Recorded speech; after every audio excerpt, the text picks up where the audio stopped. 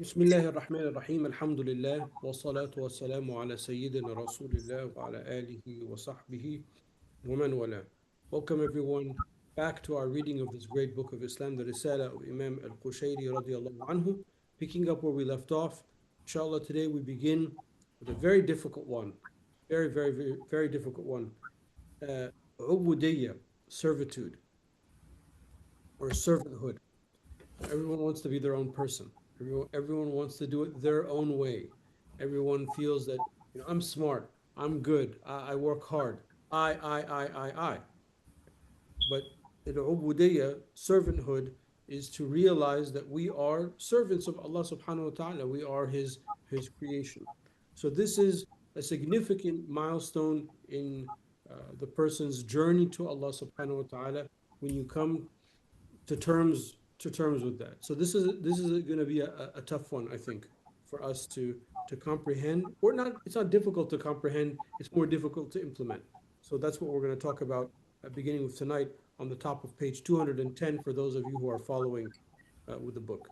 قال المصنف رحمه الله ونفعنا بعلومه في الدارين آمين. Imam al-Qushayri, he says, may Allah Ta'ala have mercy on him and may we benefit from his knowledge in this world and in the next. Allah subhanahu wa ta'ala says, serve the Lord until the certainty. وَاعْبُدُ اللَّهَ حَتَّى يَأْتِيَكُمُ الْيَقِينُ. Until certainty comes to thee. Here in the verse, certainty comes to thee until death. That's like when it's really real, like, okay, it's all over. Imam Ali alayhi salam, he famously said, النَّاسُ نِيَامُ وَإِذَا مَاتُوا انْتَبَهُ. People are asleep, but when they die, they wake up. So when you die and you wake up from that, that's when that's the end of this portion of one's creation. Abu al-Hasan al-Ahwazi radiallahu anhu informed us, Ahmed ibn Ubaydah Safar informed us, Ubaydah ibn Sharik told us, Yahya told us, Malik told us on the authority of Habib ibn Abdurrahman, on the authority of Hafs ibn Asim ibn Umar ibn al-Khattab radiallahu anhu, on the authority of Abu Sa'id al-Khudri and Abu Hurayrata radiallahu anhu, the Messenger of God sallallahu alayhi wa alihi wasallam said, 7 are those whom Allah Ta'ala will shade with His shade on the day there will be no shade but His. A just ruler, a youth raised in the service of Allah subhanahu wa ta'ala, a man whose heart remains attached to the mosque from the moment he leaves it until he comes back to it.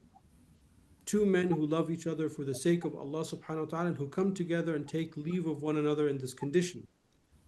A man who remembers Allah subhanahu wa ta'ala in private, his eyes overflowing with tears.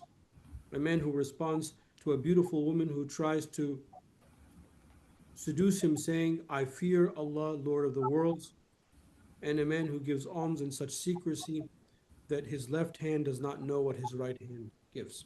It's a very famous hadith, the hadith of the people, the 7 people that are shaded in the shade on the day in which there is no shade except the shade of the throne of Allah subhanahu wa ta'ala.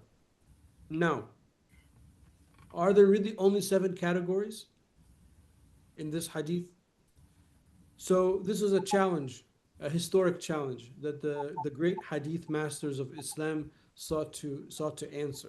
So every few generations, a scholar comes, scours all of the canon of the hadith to extract these different hadith or these different narrations to see if they're really 7. Of course, what I'm about to say is kind of a tangent. This is a commentary on this hadith, but because this hadith came up, I wanted to share this with you.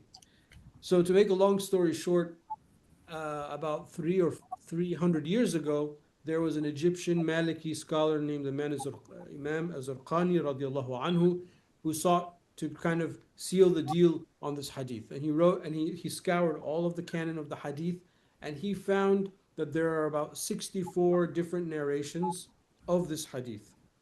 And he collected them all in a writing, and then he found that through those hadith, there are 94 categories of people who are in the shade Yawm al-Qiyamah, when there is no shade except the shade of Allah subhanahu wa ta'ala. And it has a nice little treatise on this topic. And then he said, well, I'm at 94. Can I add a little bit more to get them to 99? So they are like the 99 names of Allah subhanahu wa ta'ala. So he added some till he got to 99 that are kind of inferred references to the type of goodness that one does in the shade of Allah subhanahu wa ta'ala. So whenever you come to a hadith in which there's an enumeration, another type of hadith is the hadith that in which the Prophet ﷺ said the major sins are seven, and then he lists seven things. But there are different narrations of that hadith. So whenever there's an enumeration of something, it doesn't necessarily mean that it's only those that number, because you have to go through all of the canon and extract all of the hadith, put them together, and then analyze them. But this is a neat one about the category of the people that are in the Shia. So inshallah, we are amongst them. In one of those 94 categories, inshallah, we are amongst some of them. Okay, returning to the text. I heard the master Abu Ali al-Daqqaq radiallahu anhu say, servanthood, al-ubudiyya, servanthood, is more complete than worship, ibadah. First comes worship, then servanthood, then servitude, ubadah. So this is an example of the Sufis creating a technical term. So this is a usage of the language and a usage of the word that is unique to the science of tasawwuf. So ibadah, the first level that he mentions, is simply those acts of worship that we do. Like we have to pray, we have to fast, we have to pay our zakah, we have to try to go to Hajj once in our life, etc. That's our ibadah, that's our acts of worship. But as we know, with tasawwuf, we're trying to penetrate deeper. We're trying to understand what is behind the physical act. There is ubudiyya, which is what he's talking about, which is to be aware of your servanthood to Allah subhanahu wa ta'ala, to be aware that you are created and that you are subservient to the will of Allah subhanahu wa ta'ala.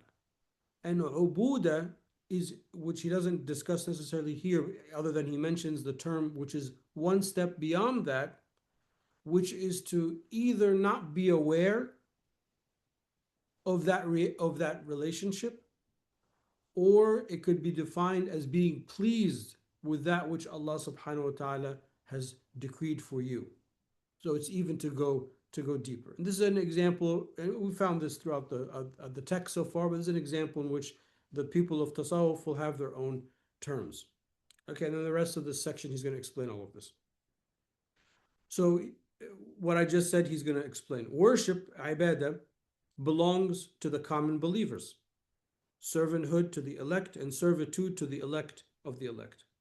I also heard him say worship belongs to those who possess certitude. Servanthood belongs to those who possess the essence of certainty. And servitude belongs,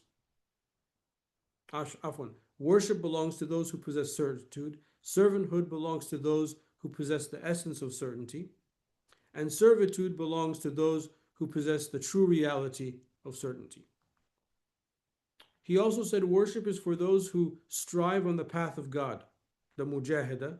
Servanthood is for those who subject themselves to strictures, and then servitude is a sign of those who witness Allah subhanahu wa ta'ala. So as would be expected, the three terms are similar, but as they describe, it goes from the outer to sort of more behind the scenes to really the heart of the matter. One who does not spare his soul for the sake of Allah Ta'ala is a worshipper. One who does not withhold his heart for the sake of Allah is a servant. And one who generously gives Allah Ta'ala his spirit is a possessor of servitude. They say servanthood is practicing acts of obedience. So ibadah is just doing the acts of worship in the most ample manner, while seeing the shortcomings of your actions and keeping in mind that whatever virtues you might possess have been predetermined by Allah Ta'ala's decree. It is said servanthood is giving up your personal choice in favor of what has been foreordained for you by divine decree. So part of ubudiyya is sometimes we go against the grain. We're going against the qadar. Allah Ta'ala is telling us through many actions and through many events in our life, you need to go this way. But my nafs, I keep wanting to go this way. And Allah Ta'ala brings us back. And I'm starting to go this way, but then I'm like, no, no, no, but I want to go this way. And then Allah Ta'ala brings us back. Sometimes Allah brings us back gently. Sometimes Allah Ta'ala brings us back through calamity. Sometimes Allah Ta'ala brings us back when we ask advice. This is very common in my life. It's very common. People ask me at questions and advice, as you know, all the time. And there are some people that no matter how many times they ask me for advice, no matter how many times I advise them to go this way, at the end of the day, they want to go this way. But me insisting, no, based on what you've just said, let me give you my sincere advice. You need to go this way. That's a form of Allah Ta'ala intervening, through the presence of somebody like me to advise, go this way. And not just me, your parents, your colleagues, your friends, your spouse, the other teachers, the other, mashayikh that you ask for advice, they're telling you go this way, but no, I want to go this way. That's not servanthood. And that's why I said in the beginning, this is difficult for a lot of people because a lot of times we're against the grain. But we have to be able to learn to read what's happening to us. One of the things that the Prophet ﷺ said, from the wisdoms of that are found in the Psalms of David, is that the believer knows when they are. Alimun bi zamani, I know exactly when I am. وَمُدْرَكًا بِشَأْنِهِ, and I understand the things that I need to do. So servanthood, what he's talking about is for us to have a sense of what's happening around me, what's happening in my life. And one of the tools that helps us achieve this is istikhara. When we pray the istikhara prayer, before we are making a decision, and then you get all of these series of advice to go this way, that's a sign that that's the istikhara. You need to go this way. But still, people after the istikhara, they want to go this way. That's not servanthood. That's to go against the grain. So that's why he said servanthood, this is the top of page 211, servanthood is giving up your personal choice in favor of what has been foreordained for you by divine decree. It is also said servanthood is freeing yourself from your power and might and recognizing the grants and blessings that he has bestowed upon you. It is also said servanthood is embracing whatever Allah Ta'ala has commanded for you and departing from what he has prohibited for you. Someone asked Muhammad ibn Khafif about the correct servanthood. He answered, when the servant places his burden upon his master and patiently bears with him its afflictions. I heard Shaykh Abu Abdurrahman al-Sulami radiallahu anhu say, I heard Abu al-Abbas al-Baghdadi say, I heard Ja'far ibn Muhammad ibn Nusayr, I heard Ibn Masruq say, I heard Sahl ibn Abdullah al-Tustari say, one can never achieve true servanthood without enduring four things: hunger, nakedness, poverty, and humiliation.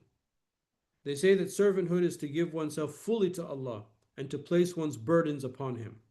They also say one of the signs of servanthood is giving up one's own planning and watching the workings of divine decree. That's tough for people. People don't want to do that. We are very impatient.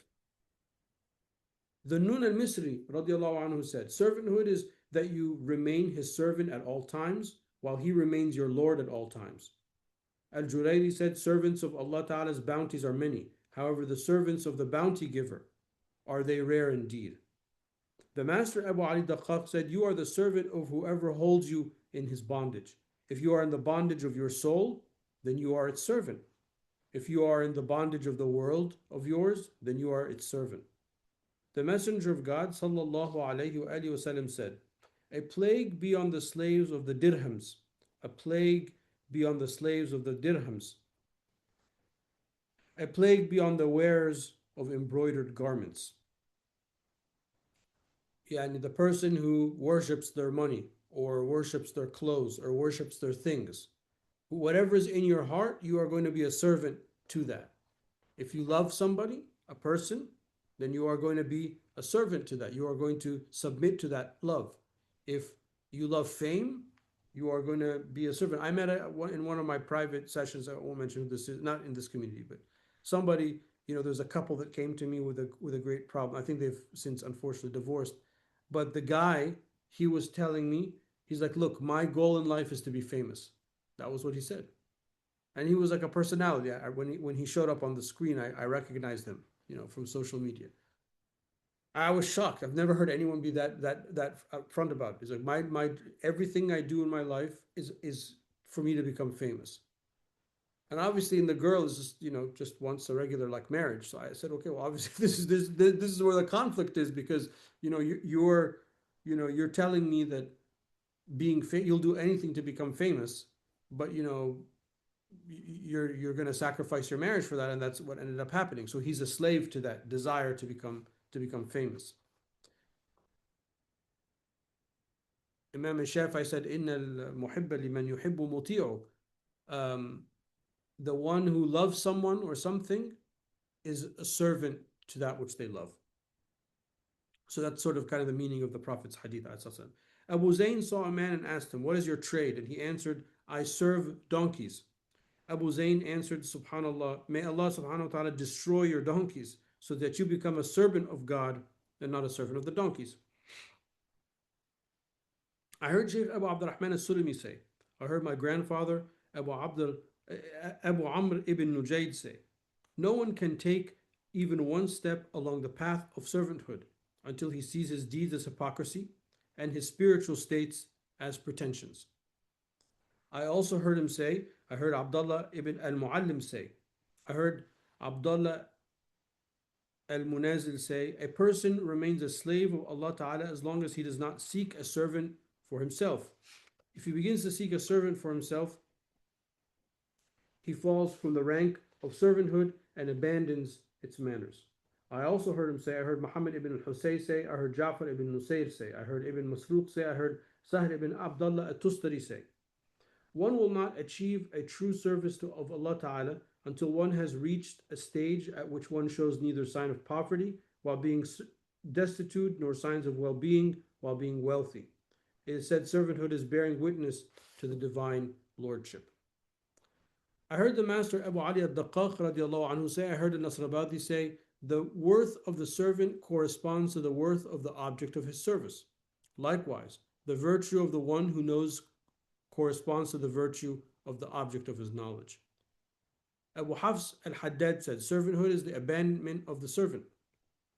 Whoever abandons it forfeits this adornment.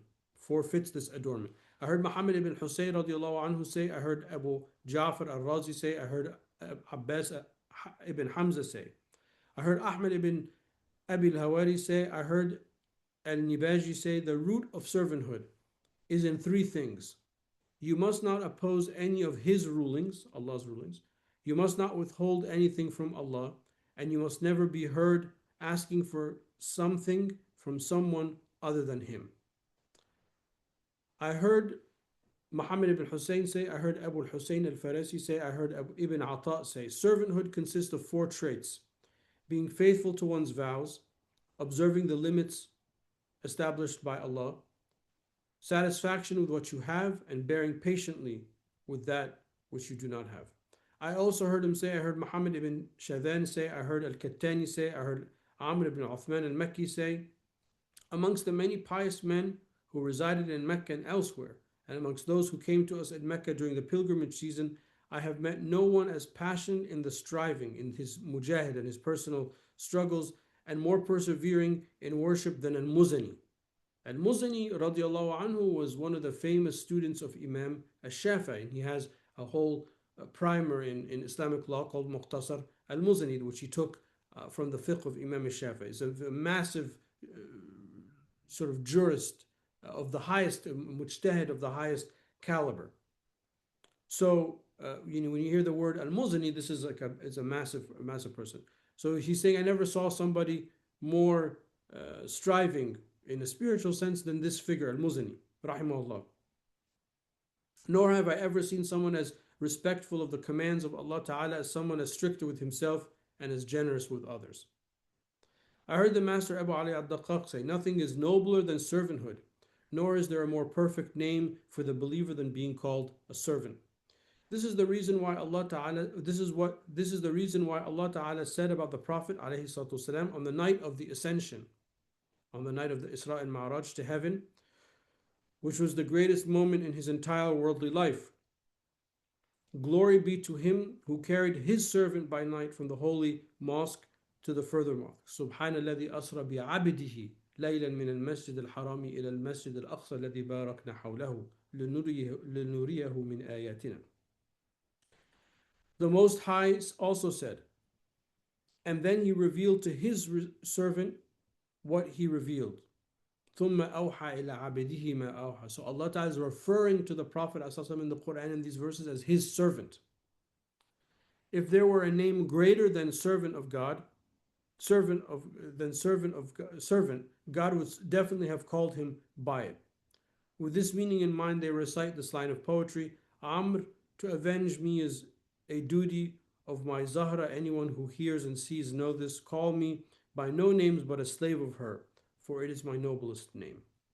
One Sufi said there are only two things that prevent you from achieving servanthood: when you achieve repose in things that you like, and when you rely on your own actions. Once you have shed these two things, you have been given servanthood its due. Right? And that's very tough, because when you get what you want, you kind of feel like I achieved it. And you always say I. Look, I did it my way. I'm smart. I work hard. I come from a good family. I'm a good person. I. Well, if you keep saying I, you're not seeing that which is beyond that, which is you are a servant of Allah subhanahu wa ta'ala. Al-Wasiti said, beware of the delight of giving to others, for it may become a veiling for the people of purity. Abu Ali al-Juzjani said, satisfaction with Allah Ta'ala is servanthood's courtyard, patience is its door, and relegating all power to Allah is its house. You raise your voice at the door, hurry through the courtyard, and then have rest in the house. I heard the Master Abu Ali Daqqaq say, just as lordship is a property of the real, subhanahu wa ta'ala, which never ceases, so is servanthood a property of Allah Ta'ala's servant, which stays with him as long as he is alive. A Sufi recited, if you ask me, I will say I am his servant. If you ask him, he will say, here is my slave. I heard Sheikh Abu Abdurrahman as-Sulami say, I heard Nasrabadi say, acts of worship that are performed in search of Allah Ta'ala's pardon and forgiveness for their flaws are closer to their goal than those that are performed out of desire for compensation and reward. Are we worshiping because we want to be rewarded for our worship? Or are we worshiping Allah subhanahu wa ta'ala to worship Allah subhanahu wa ta'ala? Right? There's a difference.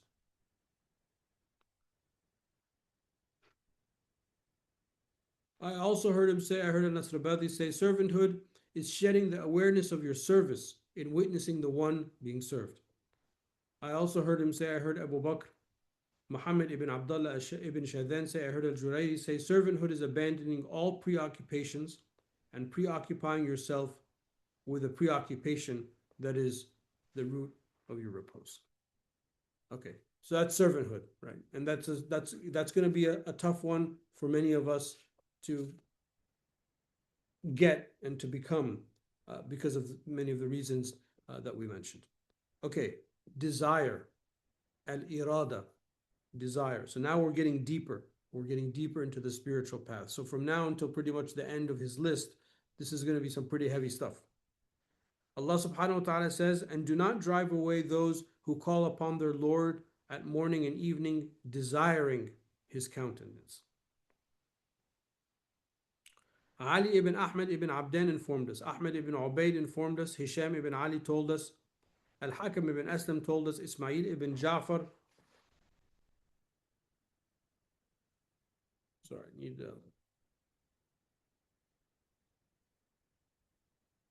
must have lost my bookmark. I'm having trouble reading the page. SubhanAllah. Okay. Sorry about that. Let me start again. Ali ibn Ahmed ibn Abdan informed us. Ahmed ibn Ubayd informed us. Hisham ibn Ali told us. Al-Hakam ibn Aslam told us. Ismail ibn Ja'far told us on the authority of Humayd, on the authority of Anas ibn Malik radiallahu anhu, who said that the Prophet sallallahu alayhi wa said, when Allah Ta'ala desires good for his servant, he puts him to use.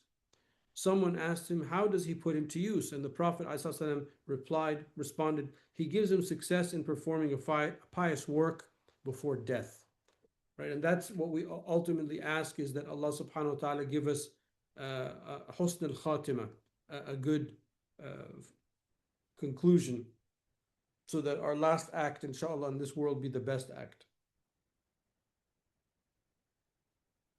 Desire is the beginning of the path. I mean, look, we're like halfway through the book, and then he's saying the desire is the beginning of the path. So all the stuff that's before, it's sort of like the prerequisite. All the stuff we've been talking about, it's sort of,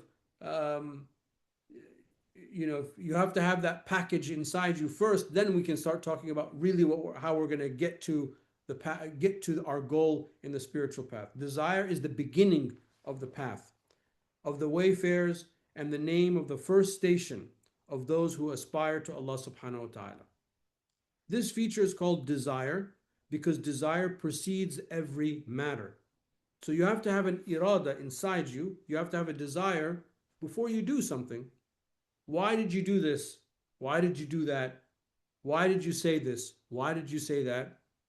Behind those questions, there's going to be, well, there's a desire for such and such. The feature is called desire because desire precedes every matter. If the servant of Allah Ta'ala does not desire something, he will not do it.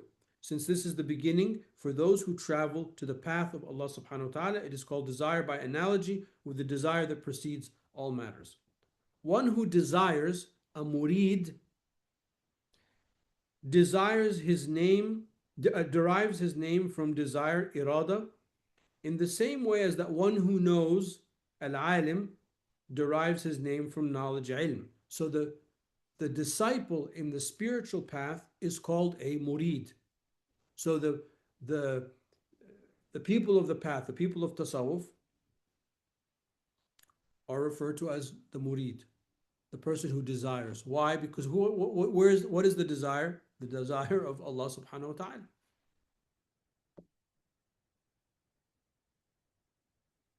For both belong to the category of derivative names. However, according to the usage of the Sufi community, the murid is someone who has no desire. He who has not stripped himself from desire cannot be counted amongst the murids, meaning desire of worldly matters. And even the desire of Allah subhanahu wa ta'ala is considered an early part of the spiritual path, because at some point you need to drop that desire so that you can actually witness Allah subhanahu wa ta'ala, which we'll talk about later. But I just wanted to comment on that sentence. Yet in the regular usage, he who has no desire cannot be considered to be amongst those who desire. So if you don't know these terms, you feel like he just contradicted himself. So the person that's on the spiritual path is called either a salik, the one who is traveling, or more commonly the murid. And a sheikh of a path will have his murids, men and women. And the murid is called the murid because he has the murad, he has that object of his desire, which is Allah subhanahu wa ta'ala. So you have to have that to be on the spiritual path. But at the same time, that type of desire is considered lowly, as I mentioned, less than, let's say. Why is it less than? Because it's still wanting. The true murid wants not to want, wants to be simply like the dead body in the hand of the one who's washing them, to be placed before Allah subhanahu wa ta'ala and to witness Allah subhanahu wa ta'ala and to do that which Allah subhanahu wa ta'ala wants to be done. That's a higher version, but that comes much later. Sufis have spoken much about desire, each one speaking according to what has manifested in his heart. The majority of the Sufi masters say desire is giving up what people are accustomed to. And the custom of most people is to race in the fields of forgetfulness, the drives of their passions, and to reside in the domain of their desires. That was a very beautiful statement. We as a community, as a people, we race in the fields of forgetfulness. The human being, we are natafannan, we become almost artistic and creative in how we can be forgetful of Allah subhanahu wa ta'ala. However, the Sufi murid has rid himself of all of these qualities. His abandoning them is a sign and proof of the soundness of his desire. The condition is called desire, which is the abandonment of one's habits, for the abandonment of one's habits is a sign of desire. The true reality of desire is that your heart rushes forth in search of Allah subhanahu wa ta'ala. It is therefore said that desire is the anguish that reduces any fear to insignificance. I heard the Master Abu Ali Daqqaq radiallahu anhu recount on the authority of Mimshad ad-Dinawari, who said, "When I learned how serious the conditions of the poor are, I ceased joking with any of them. Once a poor man came to me and said, 'Master, I wish you could prepare as sweet meat for me.' Suddenly the words desire and sweet meat flew from my tongue in a jesting way. On hearing this, the poor man withdrew, without me taking notice of that. I ordered the sweetmeat to be prepared, then started to look for the man, but could not find him. Later on, I learned what had happened to him. I was told that he left my house immediately, saying to himself, desire, irada, and sweetmeat, asida, desire. He just kept repeating it. He wandered about aimlessly until he entered the desert, where he kept repeating the words until he died. A Sufi master said, I was alone in the desert and became depressed, so I cried, human beings, talk to me. Jinns, talk to me. Suddenly I heard a voice asking me, what do you desire? I said, I desire Allah Ta'ala. The voice said, why do you desire Allah? Meaning that someone who called on the jinns and the human beings to talk to him could not possibly have desired Allah Subhanahu wa Ta'ala. He who desires keeps aspiring to him day and night. Outwardly, he is characterized by self-exertion, while inwardly he is engaged in struggling against his ego. He abandons the bed of repose and is preoccupied with worship at all times. He bears hardships, carries heavy burdens, seeks to improve his moral qualities, practices self-imposed strictures, copes with all kinds of terrors, and leaves behind all false appearances. Of this state it is said, this line of poetry, I passed the night in the desert, fearing neither lion nor wolf. My longing overwhelmed me, and I abandoned hastily through the night, for my passionate desire granted me no respite. I heard the Master Abu Ali Daqqaq say, desire is anguish in your innermost self, a sting in your heart, a torment in your soul, and a stirring in your inner being. It is fires raging in human hearts. I heard Muhammad ibn Hussein say, I heard Muhammad ibn Abdullah say, I heard Abu Bakr as-Sabbaq say, I heard Yusuf ibn Hussein say. There was a place between Abu Sulaiman al-Darani and Ahmad ibn Abi al-Hawari, according to which Ahmad was not supposed to disobey anything that Abu Sulaiman might command him to do. Once he came to Abu Sulaiman when he was lecturing to his students. He told his teacher, the oven is hot, what do you command? Abu Sulaiman did not respond. When he repeated the same phrase 2 or 3 times, Abu Sulaiman told him in a fit of anger, then go and sit in it. He forgot about Ahmed for a while, then remembered and told his students, go look for Ahmed, for he is in the oven. He made a pledge never to disobey me. When they saw him sitting in the oven, they noticed that not a single hair on him was burned. Of course, these type of stories, as I mentioned, are stories. Please don't go sit in the oven. But he's just showing you about the idea of desire and being, faithful with your vows. I heard the Master Abu Ali Daqqaq say, in my early youth, I strove hard to achieve true desire. I used to say to myself, if I only knew what the meaning of desire is. It is said that those who desire Allah Ta'ala have the following qualities. Loving supererogatory acts of piety, so you like to do extra sunnah prayers or extra sunnah fast, sadaqah, things like that. Dispensing sincere advice to the members of the community. So when people ask you for advice, you give them your honest opinion. You're sincere, you want them to thrive and be better, etc. Feeling comfortable in retreat. I mean, you're okay if you're by yourself at times. You enjoy praying at night. You enjoy the quiet moments that you have so that you can focus on worship. Being patient in the face of divine decrees.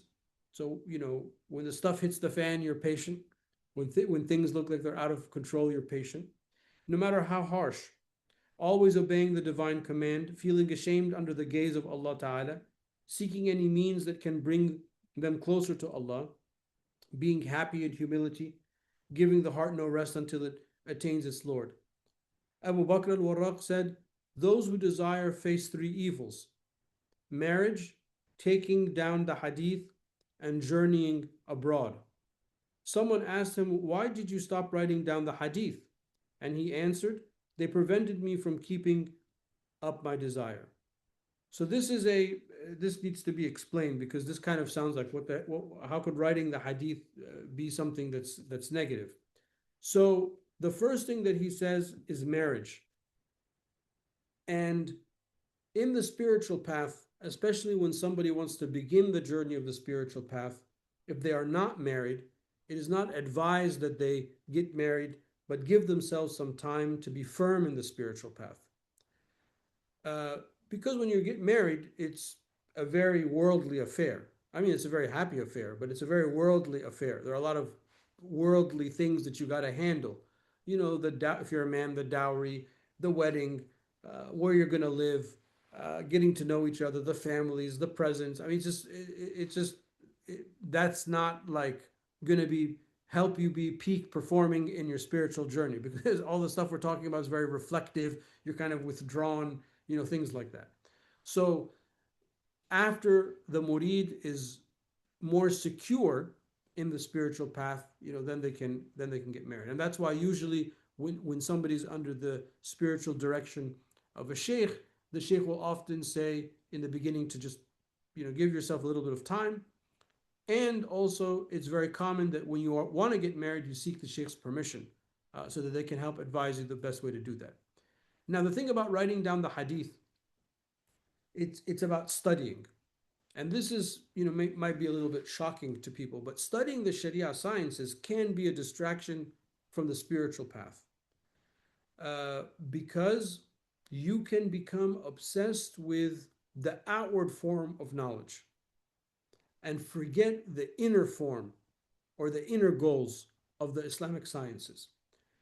So you see that there are famous teachers and there are people that publish books and there are people that travel and give lectures, and you kind of get consumed by the aura of that and you feel that that's what you're supposed to be doing, and your intention then changes. I'm not studying the Sharia sciences for the sake of Allah Ta'ala, but really I'm desiring that kind of lifestyle. Well, that's very bad because that's all dunya. That has nothing to do with studying. We don't study the Islamic sciences for that. We study the Islamic sciences lillah, for Allah subhanahu wa ta'ala, to learn our deen. Whether I become famous or not famous, or that's completely irrelevant. As a matter of fact, if I really, really want to study the Islamic sciences, I don't want to become famous because that fame will distract me from my goal. So the reason he wrote that is, and this is very common advice, is that sometimes people that are, as I said, studying the spiritual path, sometimes it can become a distraction. Some people that are studying the Islamic sciences, sometimes it can become a distraction from the spiritual path. And then traveling, journeying abroad. But what happens when you travel? I want to know, you know, I want to see the sights. I want people to send me recommendations. Oh, I saw this on Instagram, or I saw this on TikTok. I want to go to this place. I want to go. It's a very dunya type of. There's nothing wrong with traveling, but if you're in the beginning of your spiritual path and you're traveling for leisure, it's kind of like you know, countering the beginning. You need to be a little bit more firm. However, once you are firm, one of the greatest things you can do is travel, because as many of the ulama said, and Imam Shafi'i said this as well, there's a great wisdom in the believer traveling because you get to see other peoples and other cultures and you can see the signs of Allah subhanahu wa ta'ala. But you need to be a little bit firm. If you are firm in the spiritual path, then studying the Islamic sciences is a wonderful thing because you are going to study the Islamic sciences as tools to help you in your spiritual path, so on and so forth. So here he's talking about kind of like in the beginning. Hatim al-Asam said, if you see an aspirant murid who desires something other than the true object of his desire, know that he has exposed his depravity. Okay, I'm just going to read this next paragraph and then we're going to pause because I've been commenting a lot. We're not going to be able to finish the section and I want to be able to give you guys time.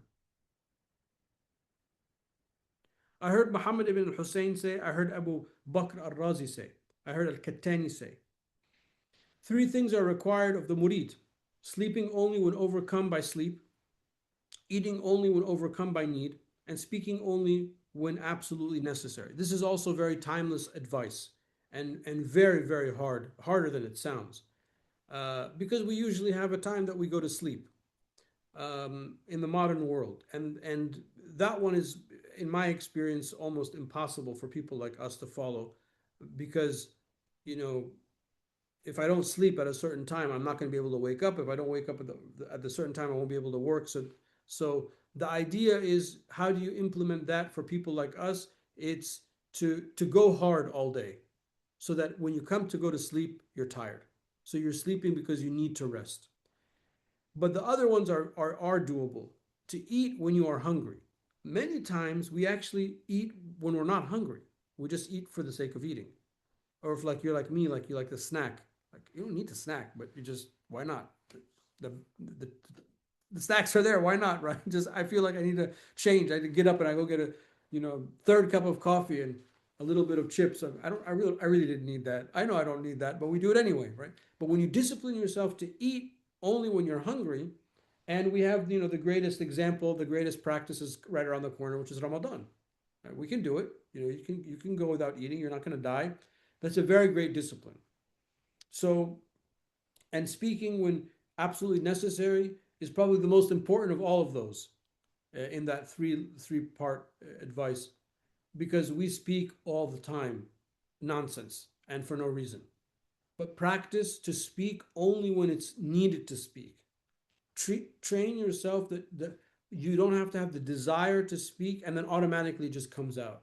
But wait, listen, smile, reflect, etc. And that goes also for social media usage, because that's a form of speech as well.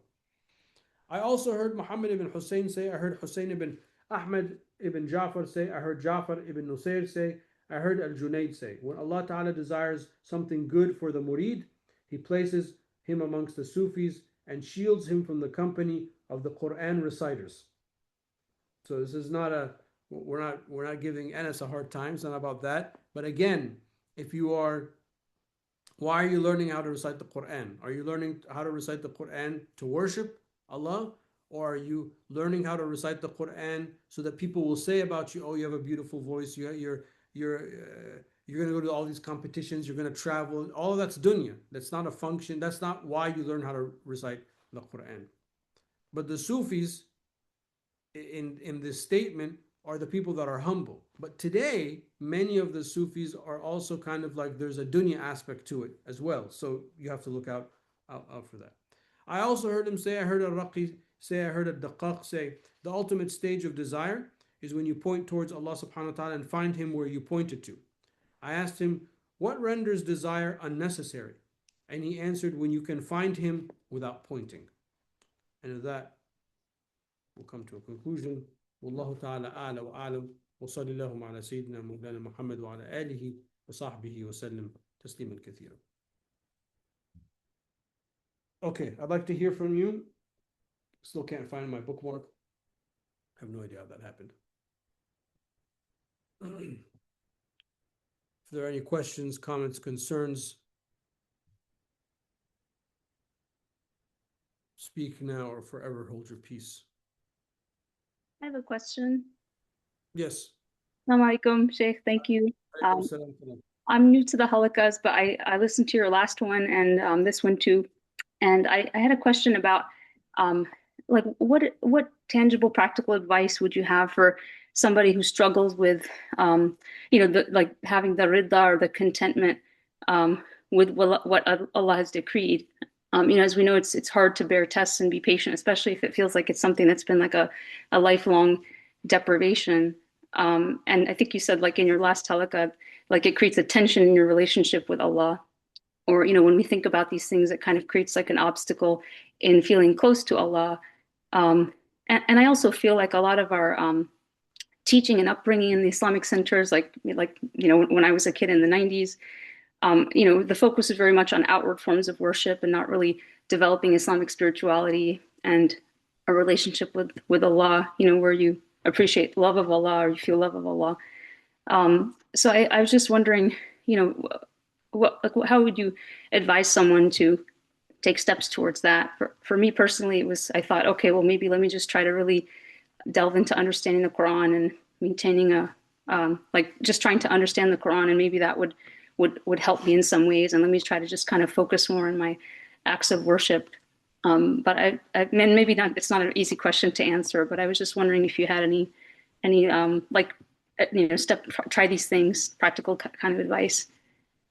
Well, I mean, I think for people like us, it's a rational kind of conclusion that we are not in control. I mean, we have to understand that we are not in control, and Allah Ta'ala is in control. And this is Allah Ta'ala's creation, and this is Allah Ta'ala's world.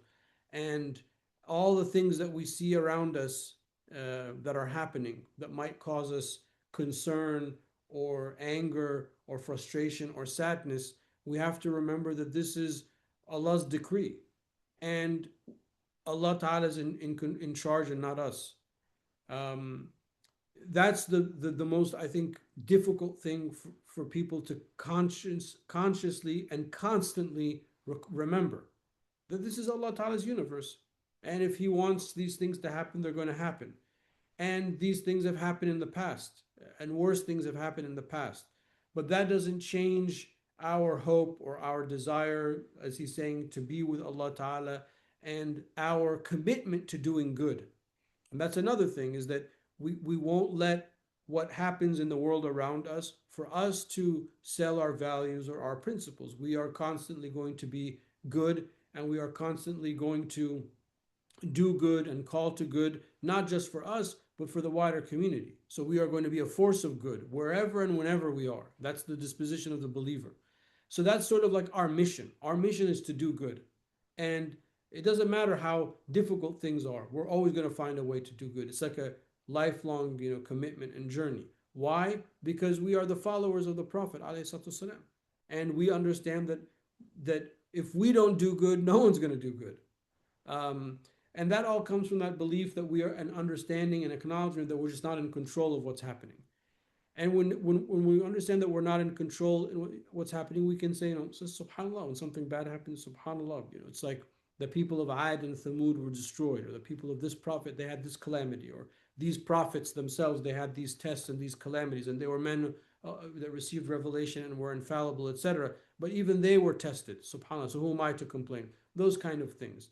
So, and that's why this book is so important. It's why it's one of the great books of Islam, because it just takes us through this journey from the beginning to the end of how to conquer those things. So it requires some reflection, and then we can follow that up with a level of or a consistent practice, so that we're always showing up, that we're always doing our daily devotions, that we're always saying our prayers, and we're always with the community, and so on and so forth. So despite the fact that there's all this craziness out there, we have our own little bubble, and we call it our little village, and we're together, and we're going to constantly do this good work together.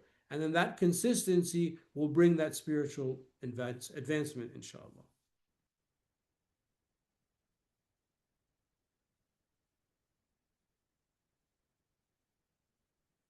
Anybody else?